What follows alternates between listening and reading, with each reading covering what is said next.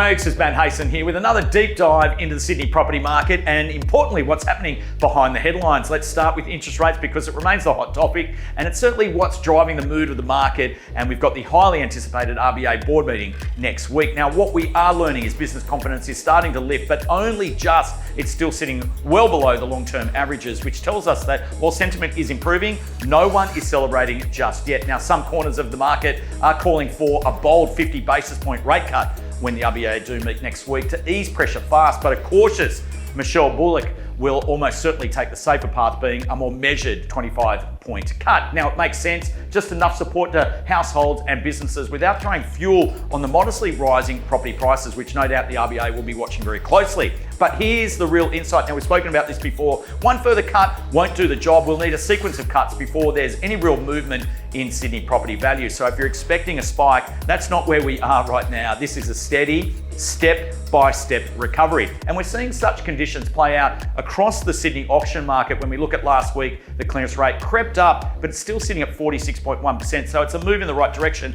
but it's still well below that 50% confidence line. And it reflects that there's a movement, but not momentum. There's improving energy, but there's not that real sense of buyer urgency. So this is the early stretch of a recovery, not a boom, not a frenzy, and not the time to get too carried away.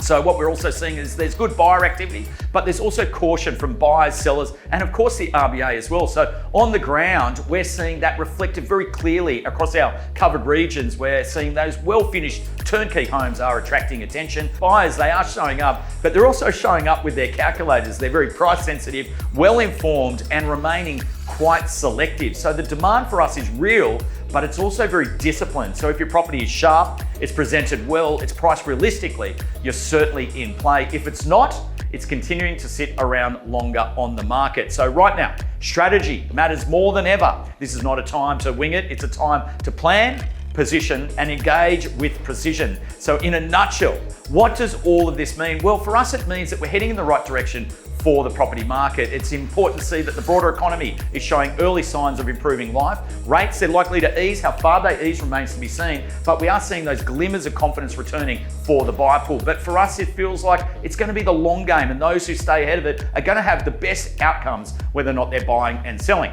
So that's what's going down in and around the market this week. As always, we're launching some killer properties, and I hope we continue to deliver key insights in this ever-shifting Sydney property market, and I look forward to seeing you all next week.